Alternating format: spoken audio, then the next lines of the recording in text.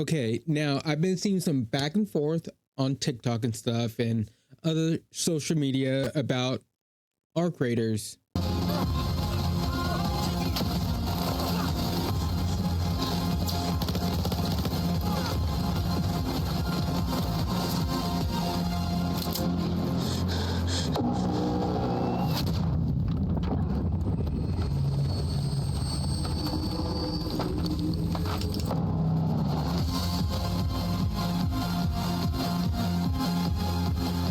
About the PvE and the PvP.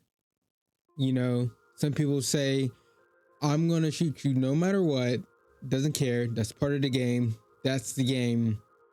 On the other hand, it's like maybe we should team up sometimes. It's fine to like team up with other people and try to do PvE stuff, you know, get out alive. And I've been seeing two content creators on TikTok. I just don't know how I feel about it. Actually, I do have an opinion about it. So you have the Mindful Gamer and DQ Roman. Now, I've seen a lot of DQ Roman's content a lot on TikTok. I follow him, seen a lot.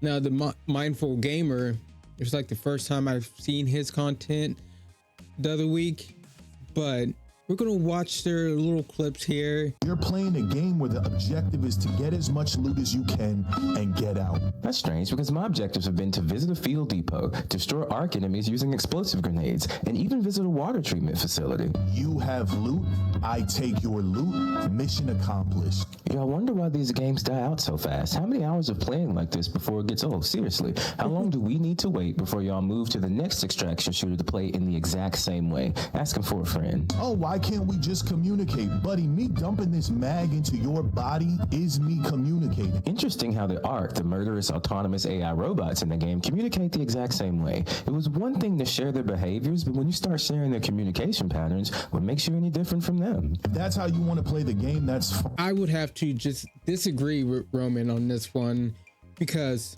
if you didn't know, Arc Raiders at first it was supposed to be a PvE game. It's supposed to be a looter shooter. They pivoted from that and they made it into a extraction shooter, but you can clearly tell it still has the bones of their original vision they had with the PvE. What is the most dangerous thing on the map? Not players. I would not even say players. I would say the arc enemies. And I get where Roman's coming from and stuff. It's all great. If you just want to, you know, get on the map, kill every player, understandable. But I think in the long run, it's not going to work out, because you get certain parts from like the bigger enemies, like the Queen. You know, you get special materials from killing that kind of boss, that big of a boss. And what do we know? Well, we got the Bastion, bigger than the Queen. We got the King, bigger than the Queen. Then we have the Emperor, bigger than the Queen. These are massive robots, massive arc enemies.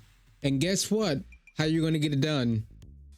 How are you going to kill these enemies, these arc enemies?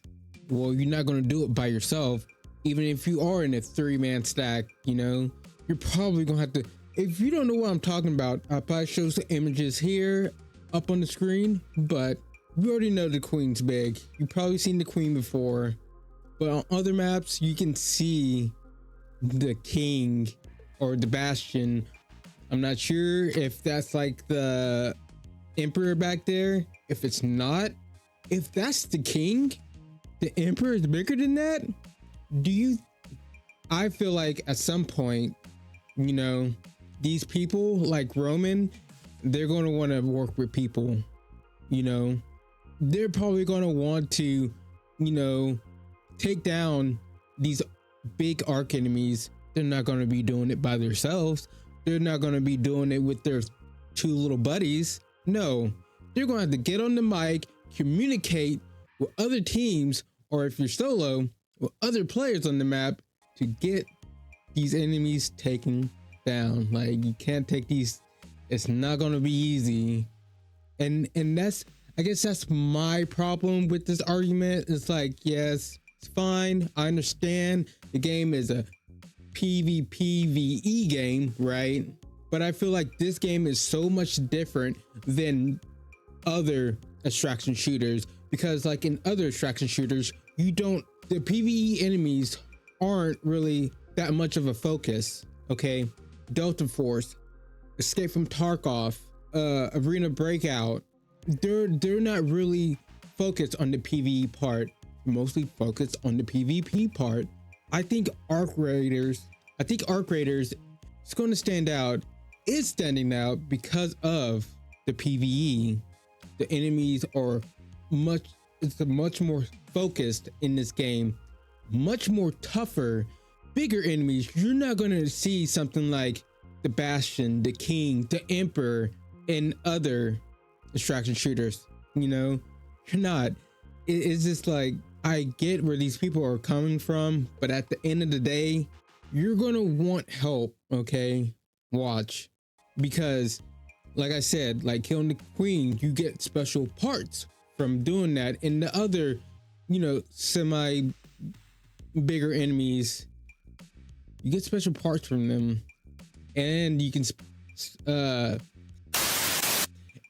can craft better stuff with their parts.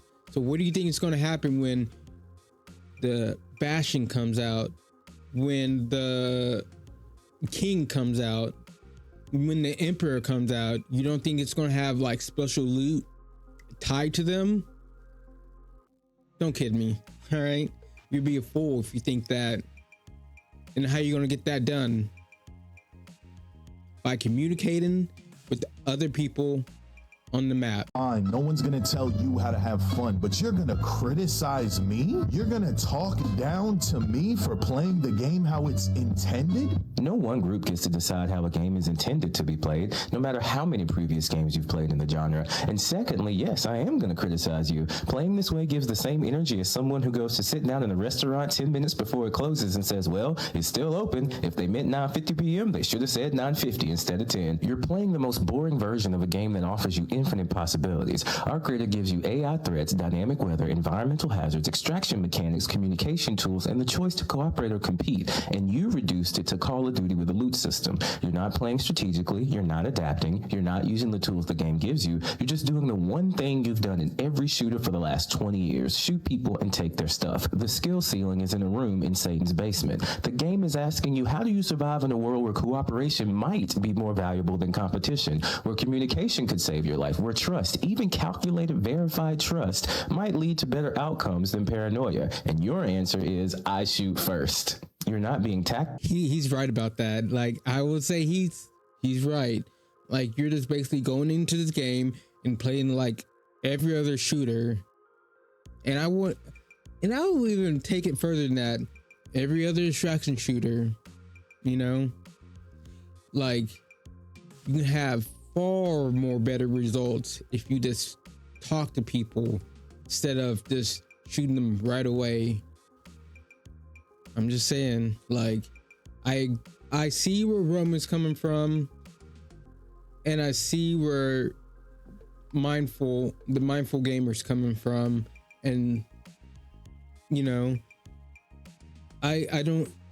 I'm not telling anyone to play a certain way, and a certain way is wrong to play. But at the end of the day, like I said before, these bigger arc enemies, these people are going to want help.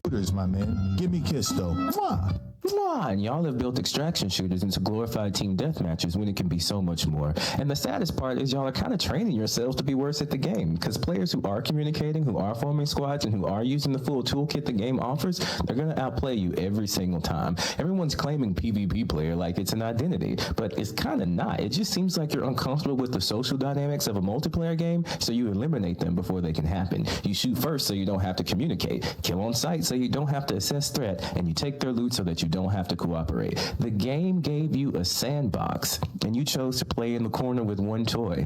That seems like a failure of imagination to me. You're playing a game with... And he's totally right about that. I have many examples. If you come by my live stream, I mostly play solo, and always trying to communicate with people.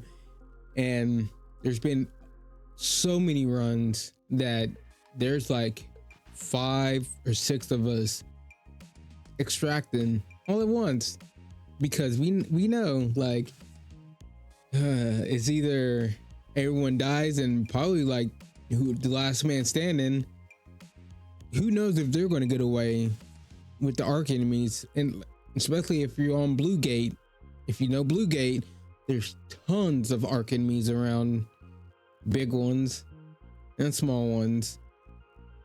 I'm just saying, like, and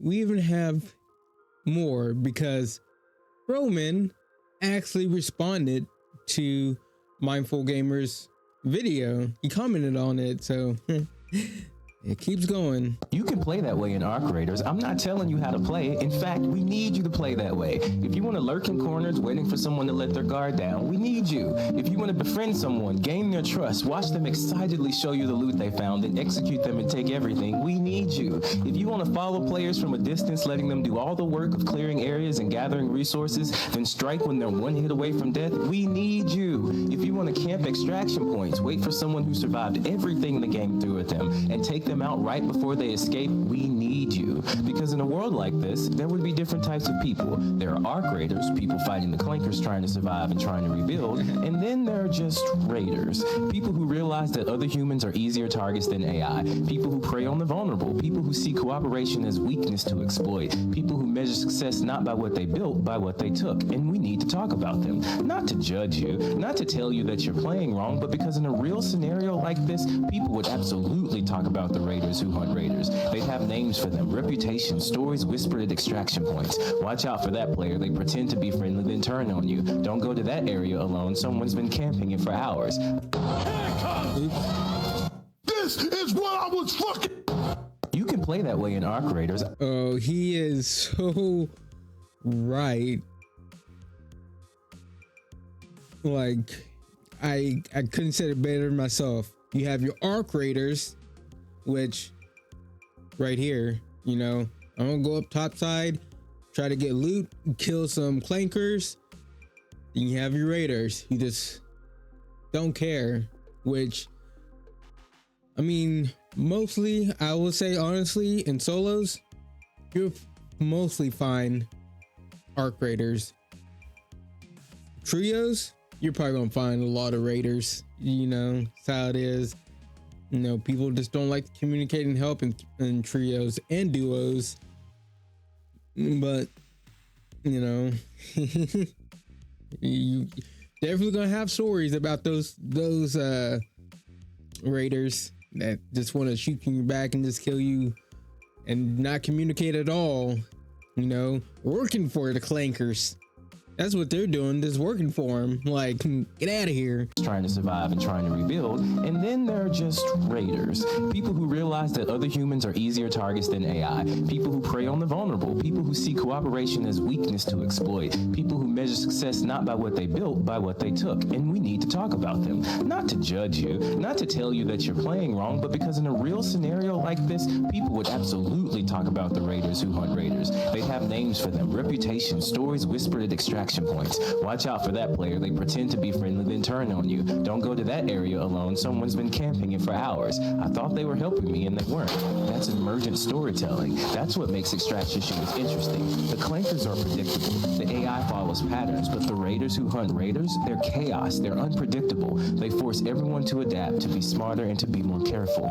They're the reason that defensive loadout matters. They're the reason that vibe checks exist. They're the reason cooperation feels so rewarding when you find it, because you know what the alternative is. So play however you want. Ambush, betray, stalk, steal, camp. Just know we're going to talk about it. We're going to prepare for you, and we're going to build communities around surviving you.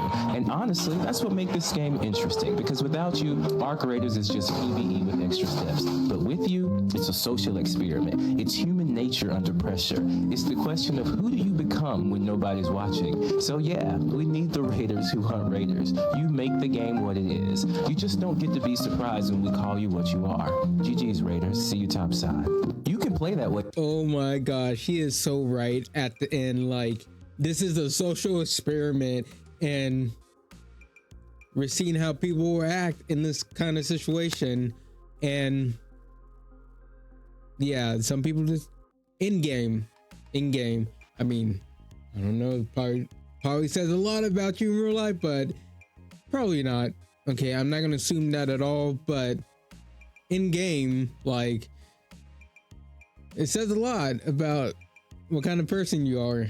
You know, it's kind of like shitty. Like, we over here trying to fight the Ark, the last of humanity, and we got raiders who just want to kill the raiders.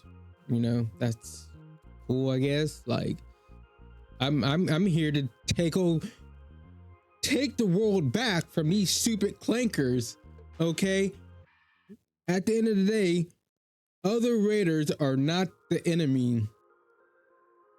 Ark is, with their queens, bastions, kings, and the emperor. Those are the enemy at the end of the day. And you know, and like I said before, these people are going to want help to take down these bigger arch enemies that you won't be able to take down by yourself at all. Okay, but you know, and if you think you're going to take down, let's say, like, there's how many, there's what, let's say there's like 9 people, like three teams of, you know, 3, or most of the solo lobby got together to take down the queen, the bastion, the king and stuff. What do you think you're gonna do against all those people who already teamed up, who organized together? Yeah, you, that person who doesn't want to communicate or work with other people, what do you think you're gonna do against 9 people or more? What do you think you're gonna do against the whole lobby? Really? You didn't team up with us to take down this arch enemy, right? You didn't help.